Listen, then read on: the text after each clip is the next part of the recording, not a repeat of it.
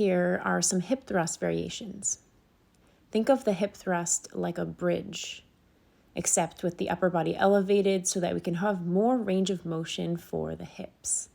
And when we first start this out, we definitely want to start body weight because we don't want to hurt the low back and we want to make sure that we have proper form and learn to engage the core in this exercise.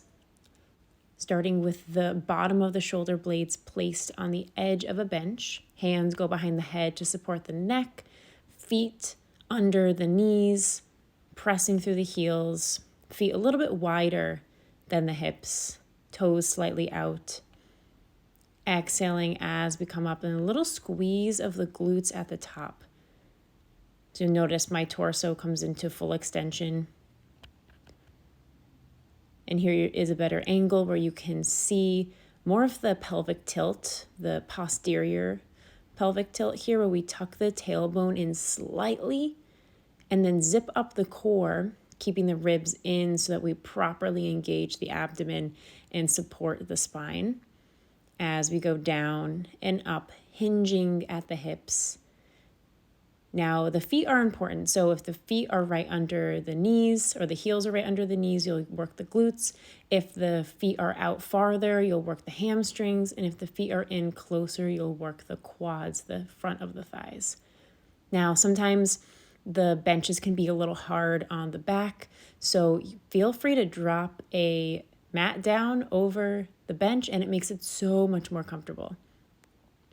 So there are a couple ways to add weight to a hip thrust. The first one that I'm going to show is a dumbbell version, which is literally placing a dumbbell on your hips. Now, I don't find this to be the most comfortable version, and you can't really put the hands behind your head to support the neck because we want to make sure that the dumbbell doesn't slide down the thighs on each rep, but it's a good option. The second option is a sandbag. Now, not all gyms have sandbags. However, if you do have some sort of weight that is softer, I find this to be a much more comfortable version. And you can place the hands behind the head to support the neck because a sandbag really is weighted and won't slide off your legs. So same things apply when we do a weighted version, keeping the rib cage down, engaging the core, pressing through the heels. Now, we can also add a bar version. So this is a shorter bar, not quite a barbell, so we're not starting from the ground, but we do have a pad on the bar to make sure that it doesn't dig into the hip bones.